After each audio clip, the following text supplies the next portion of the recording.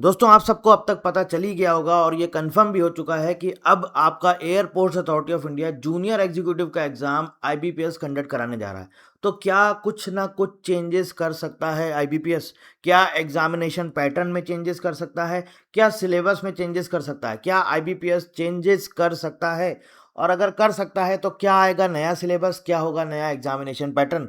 और सबसे महत्वपूर्ण सवाल ये है कि आखिर कब तक रिलीज होगा इसका सिलेबस और कब तक आएगी आपकी एग्जाम डेट। एक एक करके डिटेल में समझेंगे और सबसे वीडियो के लास्ट में मैं आपको ये भी बताने वाला हूँ कि क्या इसका एग्जैक्ट सिलेबस या पैटर्न वाकई में चेंज हो सकता है। अगर हो सकता है तो वो क्या होगा। देखिए दोस्तों, एक चीज़ ये समझिए, इसके पहले भी आपका अभी तक जितनी बार भी इसका एग्जाम हुआ है मोस्टली हर बार टीसीएस कंडक्ट कराता है। 2023 में जब रिक्रूटमेंट का नोटिफिकेशन आया था तब आपका आईबीपीएस ने कंडक्ट कराया था। ठीक है, तो एक बात तो फॉर श्योर है कि नॉन टेक्निकल का पैटर्न अब टीसीएस वाला नहीं आएगा, आईबीपीएस वाला आएगा। मतलब अब आप ये समझिए, नॉन टेक्निकल मतलब ये फोकस करेंगे ज़्यादा से ज़्यादा बैंकिंग के ऊपर। बैंकिंग के ऊपर फोकस करेंगे, मतलब कि जो बैंकिंग का पैटर्न आता है बैंक एग्जाम का सेम वैसा ही पैटर्न रहेगा। तो जब ऐसा अगर ये बैंकिंग पे फोकस करेंगे तो ऑब्वियस है कि लेवल जो है हमारा कुछ ना कुछ ऊपर जाएगा। मतलब एग्जाम का जो क्वेश्चन पेपर का जो लेवल आएगा वो कुछ ना कुछ ऊपर जाएगा। इजी और हलवा पेपर नहीं आएगा क्योंकि आईबीपीएस कंडक्ट कराने जा रहा है।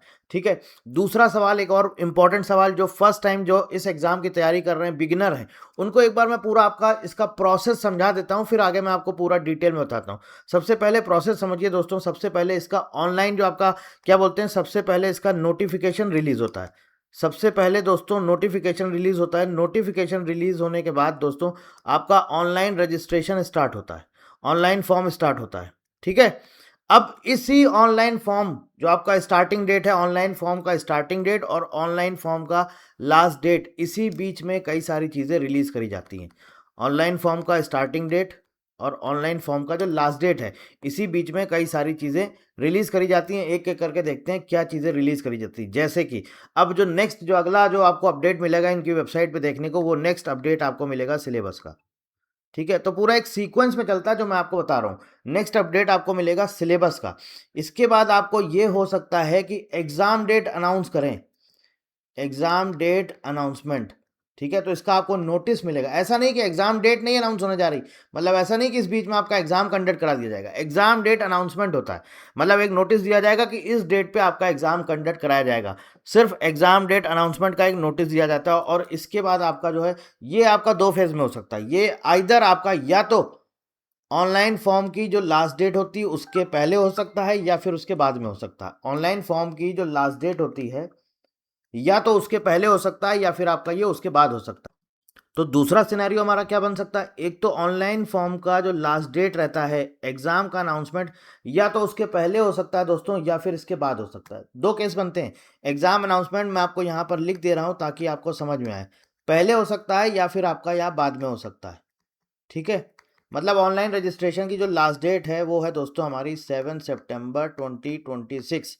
तो इसके बाद एग्ज़ाम का डेट अगर आएगा तो आप मान के चलिए आपका exam for sure October and तक जाएगा।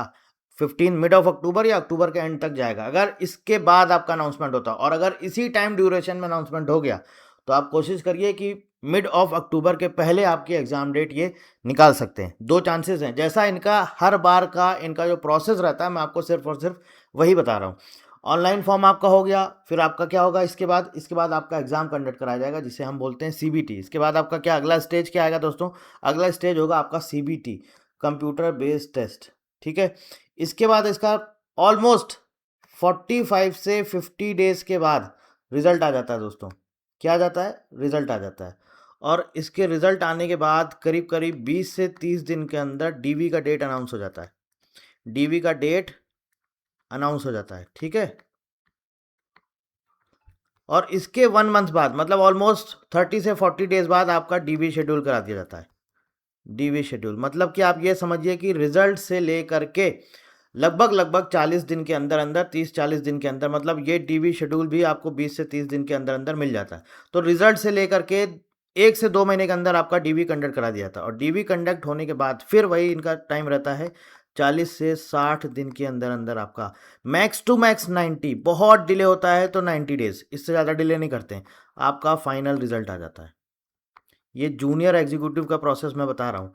मैनेजर में क्या है, सेम यही प्रोसेस है, बस ये जो डीवी शेड्यूल है यहीं पर आपका साथ में इंटरव्यू भी हो जाता है।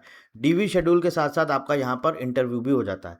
तो ये पूरा इनका एक तरह से समझिए टाइमलाइन है। ऐसे ही इनके जितने भी रिक्रूटमेंट है सब ऐसे ही चलते हैं। बस एग्जाम डेट डिपेंड करती है कि वो इन्होंने अनाउंस कब किया है, पहले किया है या बाद में किया है। अब अगला जो सबसे इंपॉर्टेंट सवाल ये आ रहा है कि बच्चे पूछ रहे हैं अक्सर कि सिलेबस कब रिलीज होगा। ऑफिशियल सिलेबस तो आया ही नहीं है। अब क्योंकि आईबीपीएस कंडक्ट करा रहा है तो जरूर कुछ ना कुछ हम एक्सपेक्ट कर सकते हैं भाई। देखो, अपनी तरफ से हम ये नहीं बोल सकते हैं कि हाँ जो पुराना होता आ रहा है वही होता होगा, क्योंकि आईबीपीएस कंडक्ट करा रहा है तो हम जरूर एक्सपेक्ट कर सकते हैं कि कुछ ना कुछ चेंजेस जरूर लाएगा आईबीपीएस, ऐसा एक्सपेक्ट कर सकते हैं। अब आपके अगर सिलेबस की बात करें तो दोस्तों ये समझिए, जब भी आपका ऑनलाइन रजिस्ट्रेशन स्टार्ट हो जाता है, इसी के 10 से 15 दिन के अंदर अंदर ऑनलाइन रजिस्ट्रेशन जिस दिन से स्टार्ट हुआ है, 8 अगस्त से स्टार्ट हुआ है, इससे 10 से 15 दिन के अंदर ऑफिशियल वेबसाइट पर आपको सिलेबस का अपडेट देखने को मिल जाएगा। ठीक है, ऑफिशियल सिलेबस आ जाएगा, वेबसाइट पर अपलोड हो जाएगा। अब सिलेबस जब आएगा तब सिलेबस के अकॉर्डिंग हमें देखना होगा कि क्या इन्होंने कोई एग्जामिनेशन पैटर्न में या फिर सिलेबस में कुछ चेंजेस किए। एग्जामिनेशन पैटर्न और सिलेबस में कुछ चेंजेस हुए हैं या फिर नहीं किए हैं, तो ये हमें कब पता चल पाएगा? ये पता चल पाएगा जब ऑफिशियल सिलेबस आएगा। ऑफिशियल सिलेबस में ये सारी चीज़ें आ जाएंगी, क्योंकि उसमें देखिए एग्जाम का वेटेज रहता है।